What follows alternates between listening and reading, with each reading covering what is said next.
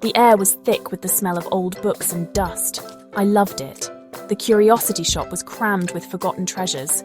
I was drawn to a dusty corner, my eyes landing on an ornately carved wooden box. It was a music box. An ethereal beauty radiated from its time-worn surface. I had to have it. The shopkeeper, a frail old man with eyes that held centuries of stories, chuckled. $5, love, a steal it is. I didn't hesitate. Clutching the music box, I practically skipped out of the shop. It felt warm in my hands, pulsing with a strange energy. I was eager to hear its melody. Back home, I placed my treasure on my bedside table. It looked perfect there, bathed in the golden afternoon light. I grabbed my phone, snapping a few pictures. That's when the unease began to creep in. The music box wasn't in the photos. It was as if it refused to be captured. I shook my head, dismissing it as a trick of the light.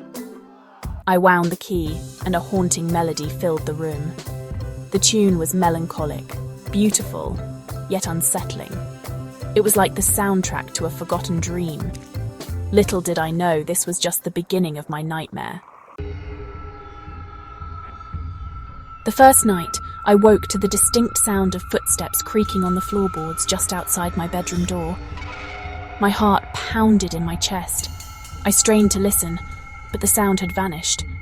Over the next few days, the incidents escalated. Doors slammed shut on their own. Whispers seemed to emanate from the walls.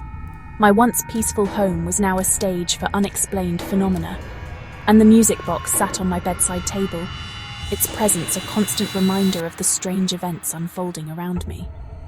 I tried to rationalize it. Old houses were creaky. It was all in my head.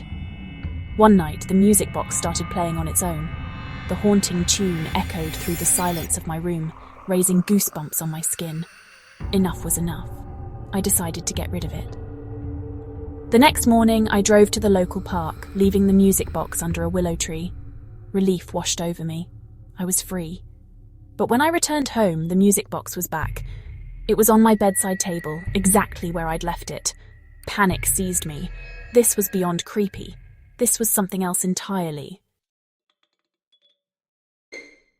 The music itself grew more sinister. The once melancholic tune became distorted, laced with an underlying current of something demonic. I tried everything to rid myself of the cursed object.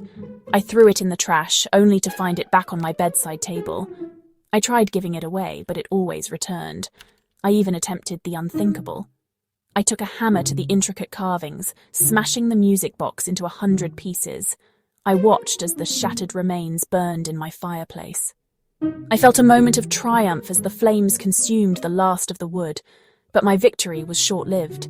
I woke up the next morning and the music box was back on my bedside table, fully restored. It was as if nothing had happened. Desperate, I confided in my Nan. She was a wise woman steeped in the Aboriginal lore of our land. Nan listened patiently, her eyes filled with a mix of concern and a strange knowing. Some things, she said, her voice raspy with age, are not meant to be understood, only guided. She told me about a place, an old church on the edge of town, a sanctuary. The church was ancient, its stone walls cloaked in ivy. Stepping inside, I felt a shift in the air. A sense of peace, of ancient power settled over me. I placed the music box on the altar. A wave of exhaustion washed over me. I collapsed onto a pew, falling into a dreamless sleep.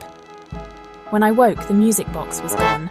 The energy that had clung to the church, heavy and oppressive, had lifted. I don't know what happened that night. Was the music box finally at peace?